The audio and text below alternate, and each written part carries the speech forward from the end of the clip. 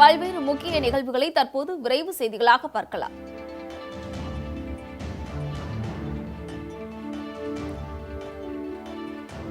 தூத்துக்குடி மாவட்டம் விளாத்திக்குளத்தில் வளர்ச்சி திட்டப் பணிகள் மற்றும் மரம் வளர்ப்பு குறித்த ஆலோசனைக் கூட்டம் நடைபெற்றது. இந்த ஆலோசனைக் கூட்டத்தில் முதியோர் உதவித்தொகை, மின் விளக்கு வசதி, குடிநீர் வசதி உள்ளிட்ட அடிப்படை வசதிகளை செய்து தர அரசு நிதி ஒதுக்க வேண்டும் என ஊராட்சி மன்ற தலைவர்கள் கூறினர். தொடர்ந்து இந்த கோரிக்கைகளை மனுக்களாக பாராளுமன்ற உறுப்பினர் கனிமொழியிடம் வழங்கினர். முன்னதாக அரசு கலை மற்றும் அறிவியல் கல்லூரி அமைப்பதற்கான இடத்தையும் கனிமொழி ஆய்வு செய்தார். இக்கூட்டத்தில் ஊராட்சி மன்ற தலைவர்கள் மற்றும் அரசு அதிகாரிகள் கலந்து கொண்டனர்.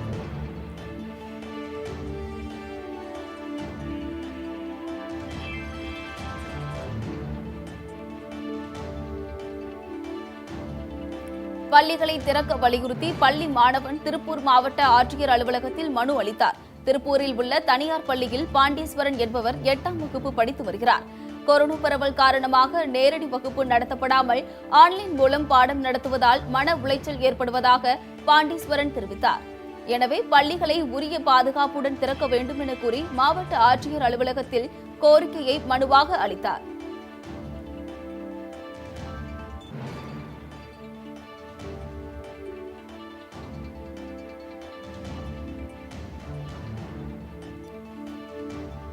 திருப்பத்தூரில் இருந்து ஆந்திர மாநிலத்திற்கு கடத்த இருந்த 5 டன் ரேசன் அரிசியை வட்ட வழங்கல் அதிகாரிகள் பறிமுதல் செய்தனர்.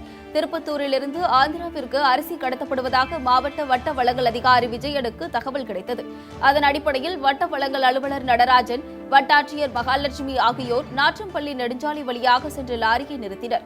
அப்போது லாரி ஓட்டுநர் தப்பியோடிய நிலையில் லாரியை சோதனை செய்தனர். அதில் 6 டன் ரேஷன் அரிசி இருப்பது தெரிய வந்ததை அடுத்து அவற்றை பறிமுதல் செய்த அதிகாரிகள் தப்பியோடிய ஓட்டுநரை தேடி வருகின்றனர்.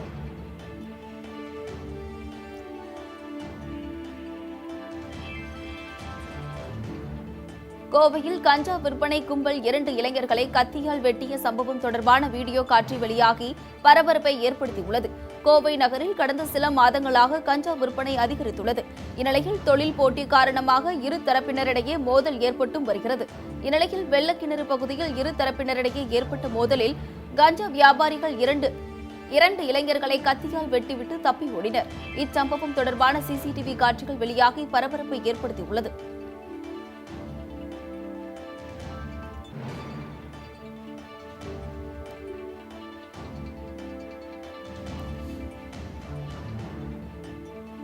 கிருஷ்ணகிரி மாவட்டம் ஊத்தங்கரை அருகே இருசக்கர வாகனத்திலிருந்து விழுந்து காயமடைந்த மூதாட்டியை மீட்டு மருத்துவமனைக்கு கொண்டு சென்ற காவலருக்கு பொதுமக்கள் பலரும் தங்களது பாராட்டுகளை தெரிவித்தனர். ஊத்தங்கரை அடுத்த கல்லாவி பகுதியில் வசித்து வரும் மூதாட்டி சரஸ்வதி. இவர் உறவினர் ஒருவருடன் இருசக்கர வாகனத்தில் கல்லாவை நோக்கி சென்று கொண்டிருந்தார். அப்போது கிருஷ்ணகிரி திருவண்ணாமலை செல்லும் தேசிய நெடுஞ்சாலையில் இருந்த குண்டும் குழியுமாக இருந்த பள்ளத்தில் தவறி விழுந்து காயமடைந்துள்ளார். அப்போது அங்கு வந்த ஊத்தங்கரை காவல் ஆய்வாளர் லட்சுமி மூதாட்டியை தன்னுடைய வாகனத்தில் ஏற்றி அரசு மருத்துவமனைக்கு கொண்டு சென்றார். காவலரின் இந்த செயலுக்கு பலரும் தங்களது பாராட்டுகளை தெரிவித்துள்ளனர்.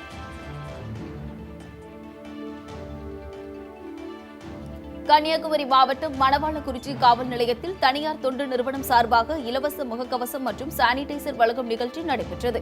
கொரோனா பரவலை தடுக்கும் விதமாக தமிழகத்தின் பல்வேறு பகுதிகளில் தடுப்பு நடவடிக்கைகள் மேற்கொள்ளப்பட்டு வருகின்றன. அதன் ஒரு பகுதியாக மணவாளக்குறிச்சி காவல் நிலையத்தில் இலவச முகக்கவசம் மற்றும் சானிடைசர் வழங்கும் நிகழ்ச்சி நடைபெற்றது. தனியார் தொண்டு நிறுவனம் சார்பாக நடைபெற்ற இந்நிகழ்ச்சியில் சமூக இடைவெளி, நோய் தொற்று தடுப்பு முறைகள் குறித்து விளக்கமளிக்கப்பட்டது.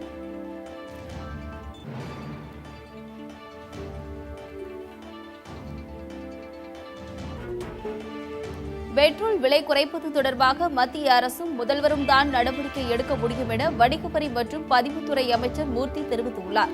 நவ இந்தியாவில் உள்ள கலையரங்கத்தில் வணிக வரி மற்றும் பதிவுத்துறை அலுவலர்களுடனான ஆய்வுக் கூட்டம் நடைபெற்றது. இக்கூட்டத்தில் வரி செலுத்துவதில் ஏற்படும் நடைமுறை சிக்கல்கள் குறித்து வணிகர்கள் தெரிவித்தனர். மேலும் வணிக வரியை எளிமையாக்குவதற்கும் அனைவரும் வரி செலுத்துவதை உறுதி செய்வதற்கான ஆலோசனைகள் குறித்தும் விவாதிக்கப்பட்டது. இதில் கலந்து கொண்ட பின்னர் செய்தியாளர்களிடம் பேசிய அமைச்சர் மூர்த்தி, புது வணிகர்கள் ஆன்லைனில் தமிழ் மொழியிலேயே பதிவு செய்யும் வகையில் தொழில்நுட்ப வழிமுறைகள் விரைவாக நடைமுறைப்படுத்தப்படும் என தெரிவித்தார்.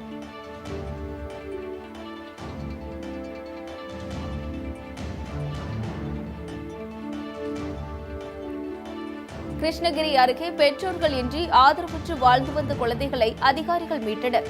ஆலப்பட்டி கிராமத்தை சேர்ந்தவர் பொன்னுசாமி. இவர் தனது மனைவியை வெட்டி கொலை செய்த வழக்கில் சிறையில் அடைக்கப்பட்டார். இதனால் ஆதரவின்றி தவித்த இவரது குழந்தைகள் மாற்றுத்திறனாளியான தாய்மாமாவிடம் தங்கி வந்தனர். இதுகுறித்து தேன்கனிக்கோட்டை வட்டாட்சியருக்கு அளித்த தகவலின் பேரில் வருவாய்த்துறை அதிகாரிகள் அப்பகுதிக்கு சென்று விசாரணை நடத்தி அவர்களுக்கு உணவுப் பொருட்களை வழங்கினர். இதனைத் தொடர்ந்து அப்பகுதிக்கு சென்ற குழந்தைகள் நல பாதுகாப்பு அதிகாரிகள் குழந்தைகளை மீட்டு கிருஷ்ணகிரியில் உள்ள காப்பகத்தில் சேர்த்தனர்.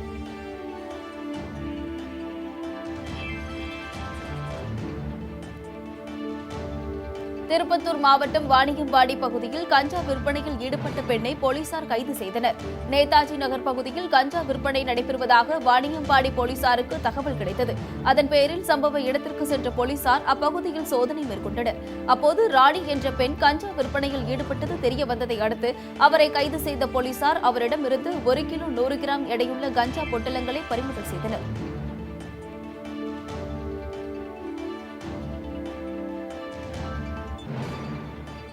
சிவசங்கர் பாபாவை 15 நாட்கள் நீதிமன்ற காவலில் வைத்து விசாரிக்க போக்சோ நீதிமன்றம் உத்தரவு பிறப்பித்துள்ளது.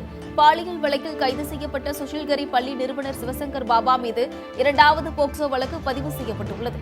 இதையடுத்து புழல் சிறையில் இருந்து சிறப்பு காவலர்கள் மூலம் அழைத்து வரப்பட்ட அவர் செங்கல்பட்டு சிறப்பு நீதிமன்றத்தில் ஆஜர்படுத்தப்பட்டார். இந்த வழக்கை விசாரித்த போக்சோ நீதிமன்றம் சிவசங்கர் பாபாவை தொடர்ந்து 15 நாட்கள் நீதிமன்ற காவலில் வைத்து விசாரிக்க உத்தரவிட்டது. அதனைத் தொடர்ந்து சிவசங்கர் பாபா மீண்டும் புழல் சிறைக்கு அழைத்து செல்லப்பட்டார்.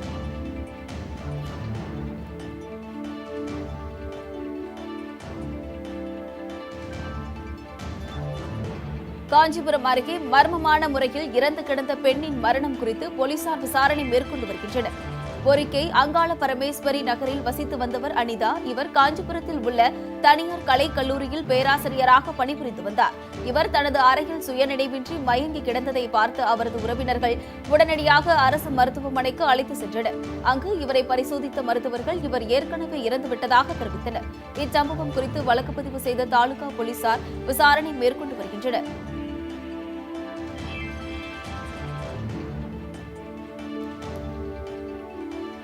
கள்ளக்குறிச்சி மாவட்டம் மணலூர்பேட்டை அருகே தோட்டத்திற்கு நீர்ப்பாய்ச்ச சென்றவரை கொலை செய்த சம்பவம் அப்பகுதியில் பெரும் பரபரப்பை ஏற்படுத்தியுள்ளது.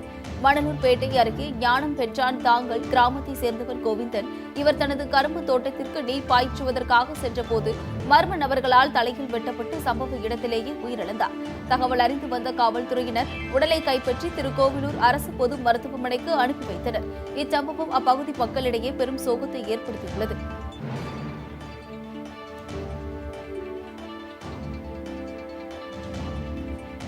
சேலம் மாவட்டம் மேட்டூர் அருகே உள்ள முனியப்பன் கோவிலின் உண்டியலை உடைத்து நகை பணம் திருடி சென்றதால் அப்பகுதியில் பெரும் பரபரப்பு ஏற்பட்டது. மேட்டூர் அருகே செட்டிப்பட்டி பரிசல் துறை பகுதியில் முனியப்பன் கோவில் அமைந்துள்ளது. கொரோனா ஊரடங்கு காரணமாக திருவிழா நடத்தப்படாததால் ஆலயத்தின் உண்டியல் திறக்கப்படாமல் இருந்தது. இந்த கோவிலுக்கு வேண்டுதல் வைத்திருந்த பக்தர்கள் தங்க நகைகள் மற்றும் ரொக்க பணத்தை உண்டியலில் காணிக்கையாக செலுத்தி வந்தனர். மேலும் கோவிலுக்கு வந்த மர்ம ஆசாமிகள் உண்டியலை உடைத்து நகை மற்றும் பணத்தை திருடி சென்றுள்ளனர். இச்சம்பவம் குறித்து கொளத்தூர் போலீசார் வழக்கு பதிவு செய்து விசாரணை நடத்தி வருகின்றனர்.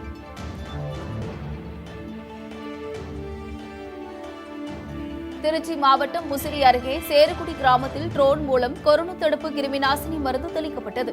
முசிறி தாலுகா சேருக்குடி கிராமத்தில் கொரோனா நோய் தடுப்பு நடவடிக்கையாக ட்ரோன் மூலம் கிருமிநாசினி மருந்து தெளிக்கப்பட்டது. பொதுமக்கள் கூடும் இடங்களான குடிநீர் தொட்டிகள், தெருக்கள் ஆகிய இடங்களில் கிருமிநாசினி தெளிக்கப்பட்டது. இந்த பணியினை ஊராட்சி மன்ற தலைவர் தொடங்கி வைத்தார். ட்ரோன் மூலம் கிருமிநாசினி மருந்து தெளிக்கப்பட்ட நிகழ்வு பொதுமக்கள் மத்தியில் பெரும் வரவேற்பு பெற்றுள்ளது.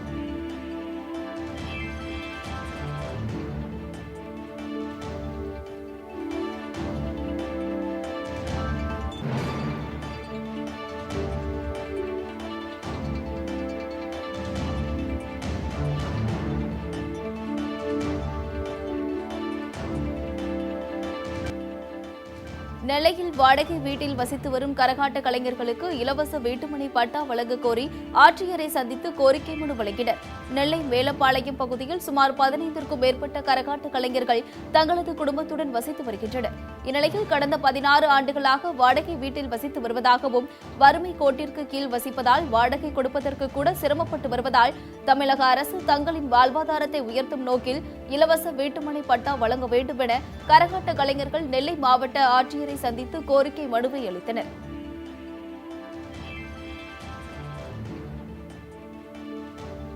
திருப்பூர் அரசு பள்ளிகளில் புதிய மாணவர் சேர்க்கை நடைபெற்றது. கொரோனா பேரிடர் காரணமாக வேலை இல்லாமல் வருமானம் இழந்த பெற்றோர்கள் தங்கள் குழந்தைகளை அரசு பள்ளிகளில் சேர்க்க ஆர்வம் காட்டி வருகின்றனர்.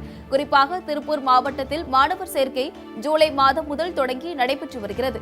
கடந்த 10 நாட்களில் எல்கேஜி முதல் +2 வரை 40,140 மாணவ மாணவிகள் புதிதாக சேர்ந்துள்ளனர். இதுகுறித்து மாவட்ட முதன்மை கல்வி அலுவலர் கூறுகையில், தற்போது பலர் தங்கள் குழந்தைகளை அரசு பள்ளியில் சேர்த்து வருவது வரவேற்கத்தக்கது. மாணவர்களின் சேர்க்கைக்கு ஏற்ப பற்றாக்குறை ஏற்படும் பள்ளிகளில் ஆசிரியர்கள் நியமிப்பது குறித்து அரசுக்கு பரிந்துரைக்க திட்டமிடப்பட்டுள்ளதாகவும் தெரிவித்தார்.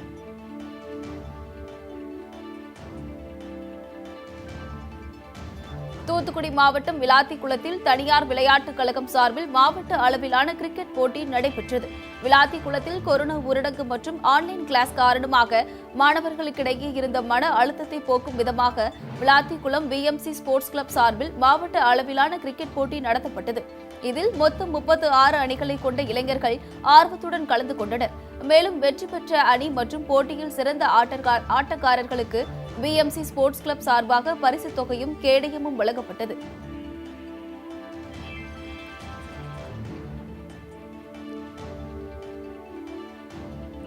தூத்துக்குடி மாவட்டம் ஒட்டப்பிடாரம் அருகே கோவிலின் உண்டியலை உடைத்து கொள்ளை முயற்சியில் ஈடுபட்ட இருவரை போலீசார் கைது செய்தனர்.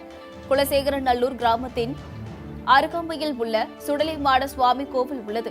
இந்நிலையில் இக்கோவிலின் பூட்டை உடைத்து உள்ளே சென்ற 2 பேர் அங்குள்ள சிசிடிவி கேமராவை உடைத்துவிட்டு உண்டியலில் இருந்து பணம் திருட முயற்சித்துள்ளனர். அப்போது கிராம மக்கள் வருவதை பார்த்து அவர்கள் அங்கிருந்து தப்பியோடிவிட்டனர். இதையடுத்து அவர்கள் அளித்த புகாரின் பேரில் வழக்கு பதிவு செய்த போலீசார் இருவரையும் கைது செய்தனர்.